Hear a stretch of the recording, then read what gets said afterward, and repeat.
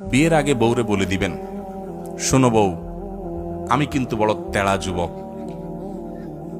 আমি কিন্তু 2 নম্বর পথে কামাই করব না।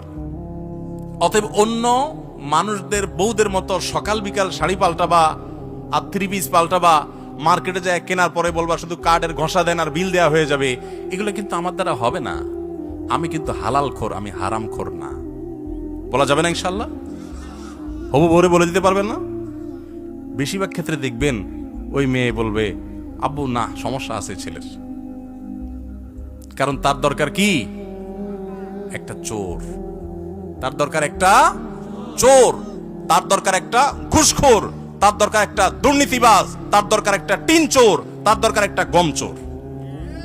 সে সৎ মানুষ পছন্দ, আপনি সাথে সাথে সেজদা পড়ে যাবেন, যাক একটা চোর প্রিয় মানুষ থেকে আল্লাহ আমাকে মুক্তি দিছে। একটা সৎ মানুষ খুঁজবেন, চেষ্টা করা যাবে না ইনশাআল্লাহ। অসৎ হওয়ার জন্য যোগ্যতা লাগে না, অসৎ হওয়ার জন্য যোগ্যতা, চোর হওয়ার জন্য যোগ্যতা লাগে না, সৎ হওয়ার জন্য যোগ্যতা লাগে। সৎ হওয়ার জন্য মেরুদণ্ড শক্ত থাকতে হয়, হিম্মত থাকতে হয়, সৎসাহস থাকতে হয়। বাবাকে বলতে হয়, বাবা আমি চুরি করব না। তুমি অসন্তুষ্ট থাকতে পারো, বাবা আমি 2 নম্বর জিনিস তোমাকে খাওয়াবো না। আমাকে অন্যদের উদাহরণ দিবা না, আমাকে সৎ মানুষের উদাহরণ দাও। যুবকরা বলা যাবে না বাবাকে ইনশাআল্লাহ? বেয়াদবি করা ছাড়া সুন্দর ভাই বলা যাবে না। আল্লাহ আমাদের সবাইকে তৌফিক দান করুন।